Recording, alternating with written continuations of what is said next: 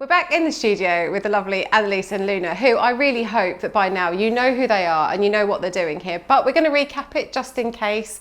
So we have Annalees and Luna here to talk to us a bit about their walks that they've been doing for Horsham TV, sponsored by Horsham District Council. So tell me, what have you been up to? Where have you been out and about to? The visit.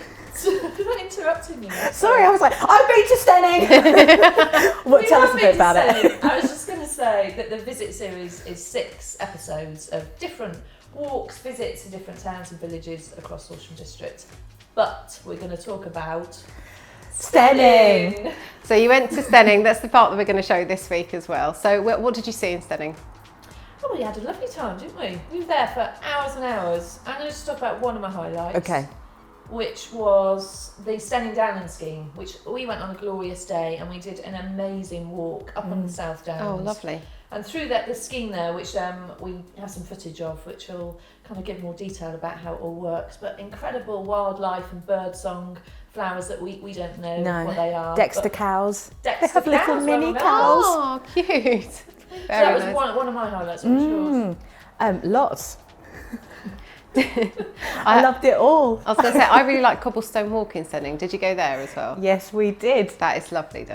Yeah, that was really nice because you don't see it from the front, and then you go in, and then you walk through, and it's like we had vintage music. Who am I? There was like 20s music going through the arch, and then it opens up to all these little independent businesses in little sheds. It's very cute. It is. It feels a bit Harry Potter. You sort of walk straight through. Yeah. And you go, oh my goodness, all these things are hidden behind. So. And the first thing that you see is the tea rooms. Not to sound like a broken record, but we do like a bit of cake. So what did you eat this week then? This is what's going to be the feature of the week. We went to see Kim in the Steyning Tea Rooms at the end of the High Street. Okay. And she makes the most incredible rhubarb scones with rhubarb jam and custard rhubarb cream. And vanilla jam. Yeah. It is the best jam that I've ever eaten. I was not ashamed. I was looking it out of the pot. It was so good. So that sounds lovely. So just to recap as well, because you're doing these audio tours and also walking videos, so people can access all of the videos and all the tours. They're all available, aren't they? And I'm going to test you really quickly. Which towns did you visit? So we went to Billingshurst, Horsham, Henfield, Pulborough, Steyning and Storrington. There you go, she's a pro. She knows, Storrington she knows where and she went. Storrington. Yeah. She knows where she went to. So to do that, if you want to watch any of the videos as well, they're all available via your website, aren't they? If you want to give it a little plug. Whistlestop So have a little look, download the audio as well, listen to these guys having a bit of a chat. But for now, have a little watch at what they got up to in Steyning. Welcome to Steyning. You're joining us in this historic market town, full of its timber frame buildings, bustling high street and glorious countryside. We're off for a walk to explore the area and meet some of the people who live and work here. But first, let's see what Kim's baking in the Steyning Tea Rooms. Located at the top of the high street, the Steyning Tea Room is owned by Kim, who offers a menu of delights available throughout the day. Oh, we're at Kim's. Let's go on in. Hi, Kim. Hi. Thanks. I'm Kim and this is the Steyning Tea Rooms.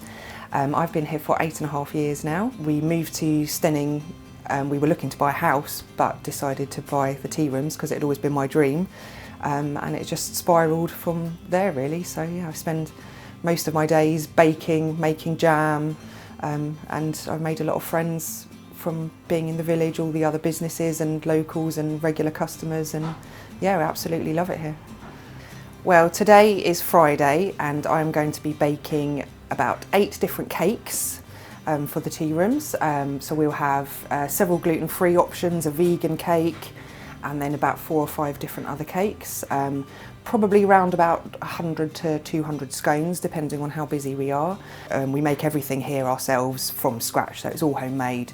So one of the questions that I'm asked the most is whether jam or cream should go first on your scone. It depends if you're from Devon or Cornwall. So the Devon people hide their clotted cream underneath the jam, and Cornish clotted cream, which is the best, which is what we use, goes on top of the jam because they display it proudly on the top. Steyning is a fantastic place to come and visit. We absolutely love living here. There's so much to see and do. There's so many clubs and societies, different things, lots of lovely walks. You've got the South Downs literally within walking distance. You've got Bramber Castle. You've got so many vibrant shops, cafes. independent businesses is what keeps Steyning going. I just want to point out it's definitely jam first with the cream on top. Oh, Luna, your Cornish roots are showing again. Shall we move on? There are some fascinating buildings along the high street, so do remember to look up. Apparently, in Steyning there are over 125 buildings that are listed, including houses built in the late 1300s to the mid 1400s. You can visit the museum and library to find out more. But we got a little distracted by the display of treats in the sweet shop.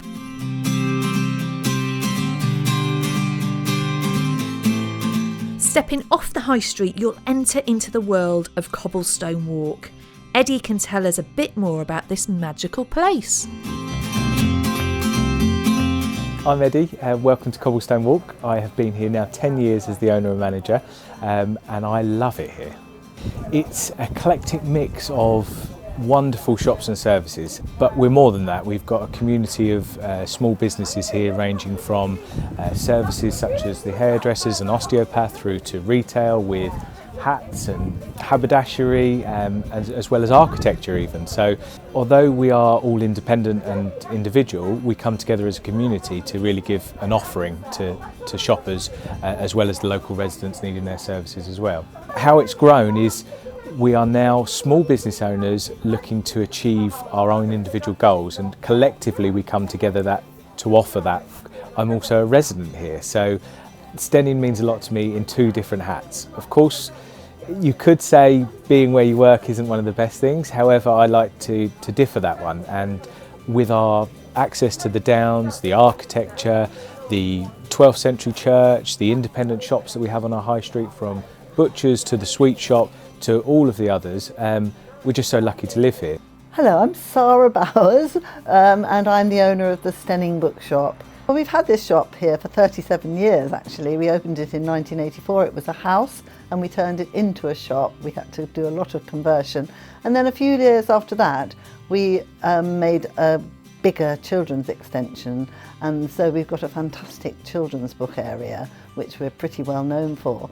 But we are also very keen on local books, obviously about the area, the wonderful walks that are in the area, and we also stock books by local authors as well, who come here, and we have lovely events with them, as well as events with authors who are nationally famous. It is a very beautiful town. It's very picturesque. It's got fantastic picturesque Tudor buildings, and the wonderful church, wonderful Norman church.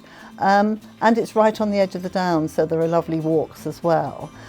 We really pride ourselves on having a lovely range of independent shops here, which is, I think, a lot of the reason why people come. And of course, the most important thing for our bookshop is the fact that we have the wonderful author Julia Donaldson living in the town. And we're very privileged because she very kindly signs her books for us. We can supply her books online from our website, signed. Lovely to spend time in an independent bookshop with owners who are passionate about books and the community in which they live and work. My name's Jed Bamford. I run the Steyning store and post office together with my wife Vanessa. The post office is also, by legacy, a tourist information centre as well, which I inherited from the previous owner, and we've continued and enhanced over the last sort of year or so. We've got the digital screen you can see just to my left, which we put in about a year ago, which promotes local businesses, local tourist attractions, various websites, including the Visit Steyning website, which we want to promote. There's also lots of leaflets on that have been updated recently for the local area. We've got farmers markets going on every month, and we've got local festivals happening as well, which we try and promote here as well. So I'm Russell Barnes. I'm the chair for the Visitors and Tourism Committee, which is under the Steyning and District Community Partnership. We're very lucky in Steyning to have so many really good sort of activities and facilities. Sports-wise, I couldn't even name every single club. So we're really lucky that we have a brilliant website, visitsteyning.co.uk, that the partnership effectively populate with information locally, and we use that both for residents and visitors and tourism alike to communicate all the things that are going on and all the fantastic stuff that we have available for people to come and see.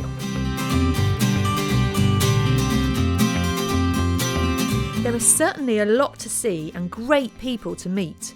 Let's head off and meet the Steyning Downland Scheme team to see what they have to say about the countryside in the area.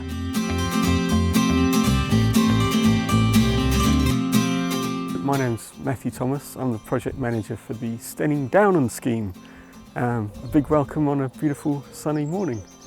So the Steyning Downland Scheme started 11 years ago. It was set up by the Goring family on the Western Estate. So they wanted to set aside part of the estate for the local community to manage and to call their own and to look after the natural environment.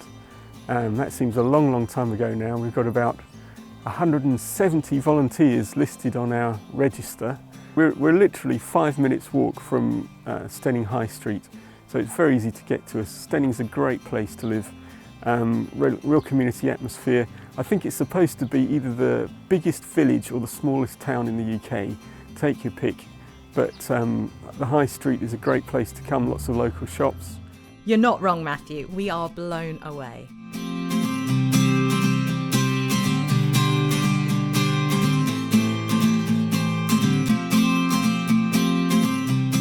Well, I chose Steyning because of the High Street, so I could do all my local shopping in the High Street, and I wouldn't need to use my car. It's got bus service down into Shoreham. Once I got here, I realised that actually a bonus of being here is the sea swimming. So I've started swimming in the sea. It's only a really short journey by bus down to Shoreham. And for us, it was a place where we could walk from the door. So we can walk up onto the downs with views of the sea. I mean, there's nothing better than getting up to see that view. We can walk along the river. We can walk through to Bramber Castle, Bramber Burrocks, or we can walk along the farmland and along the flats. So it's just the perfect place that we can just get out and walk. So I volunteer for the Downland Scheme. I found out about it before we moved, actually, because I knew it was something I was interested in. And I've been somebody who knew very little about birds, butterflies, biodiversity, to really sort of feeling that I can make a difference and make a change. So I volunteer for the conservation volunteers, and essentially what that is cutting back vegetation to allow better vegetation so that you get more butterflies and more birds in the area. But one of the other things is the birds. So there's a bird group that goes out once a month to look at the birds on the Downland Scheme. We've been on courses to learn the bird song, and now probably we identify about 20 birds when we're out just by their song, and it really connects you to nature when you can, you know what that bird's singing about and why it's singing. But I think more simply, it just sitting here, listening to the birds, maybe identifying one or two birds, and feeling part of this wonderful world that we're in. The Downland Scheme really tries to connect people to that. Vicky has certainly settled in well, and great that there are so many groups in the area for people to join, with a welcoming community. My name is Justin Russell, and I'm an archaeologist, and I'm helping out with the conservation of the rifle range.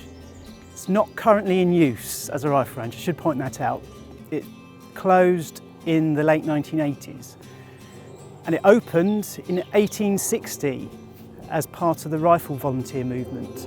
It continued in use from then right through, as I say, to the 1980s, and its busiest period was the Second World War, when it was in use constantly from the beginning of the war right to the end. So now what we're trying to do is to not open it up as a rifle range, but conserve it, preserve the features that are there, because training for the military is a very important thing. Every soldier needs to shoot a rifle.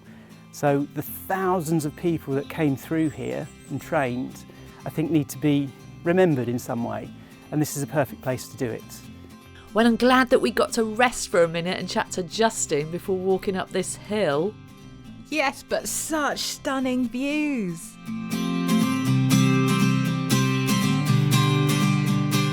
And there's even a bench at the top for us to take a break and enjoy a cuppa.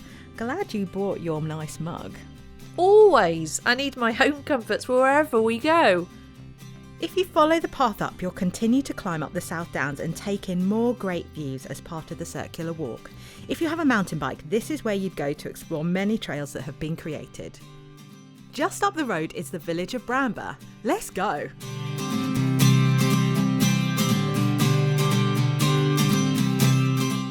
There are more places to explore here with lovely walks, views, places to eat, and again we can see historic buildings lining the street.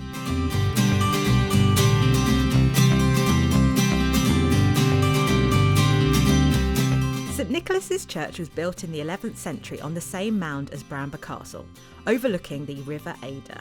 It is a great place to visit and popular with walkers. If you pop inside, you'll see a visitor's book with names of people who have stopped off on their routes across the South Downs and Downs Link. They come from all over the world, and this beautiful church must put a spring in their step as they continue on their way. We're finishing our visit in Bramber, which adjoins Steyning. With more timber frame buildings, including St Mary's House and Gardens, that has stood here since the times of Henry VI. Yes, it's been lovingly renovated and it's opened for visitors part of the year. But we're at Bramber Castle, which is just off the Downs Link and the South Downs Way. And sometimes there's an ice cream van in the car park. Yes, I thought you'd noticed that. Shall we go take a look? Oh yeah, I'd love a knobbly bobbly. Yes, you always do.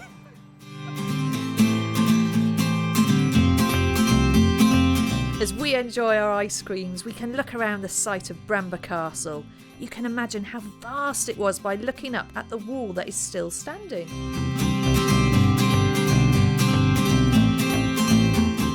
You get great views from here, down to Shoreham, across Bramber Brooks Nature Reserve and up towards Upper Beeding, Smoldole and Henfield.